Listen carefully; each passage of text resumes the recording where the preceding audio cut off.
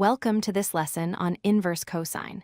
In trigonometry, we often start with an angle and find a ratio. Today, we are going to do the exact opposite. We will learn how to take a ratio and work backwards to find the angle that created it.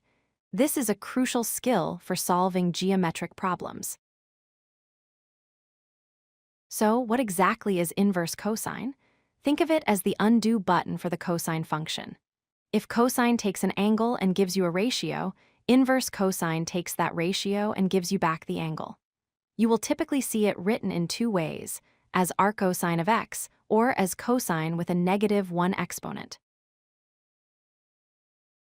Let's visualize the difference between the standard function and its inverse. With the standard cosine function, you input an angle and out comes a ratio. With inverse cosine, we flip this process. You input the ratio of the adjacent side to the hypotenuse, and the function outputs the corresponding angle. In the context of a right triangle, remember that cosine is adjacent over hypotenuse. Therefore, if you know the lengths of these two sides, you can use the inverse cosine function to calculate the unknown angle theta. This is extremely useful in construction, engineering, and physics. There is an important rule about the inputs allowed for this function. The number you put into inverse cosine must be between -1 and +1. Why? Because in a right triangle, the adjacent side can never be longer than the hypotenuse. If you try to calculate the inverse cosine of 2, your calculator will give you an error. Now let's talk about the output. Because of how functions work, we need a standard range of answers. For inverse cosine, the output is restricted to angles between 0 and 180 degrees. This corresponds to the first and second quadrants of the unit circle. Let's try a simple example. Suppose we want to find the angle theta where cosine of theta equals 0.5. We know that 0.5 is the ratio 1/2.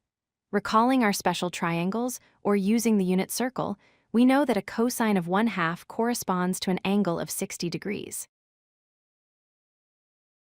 What if the ratio is negative?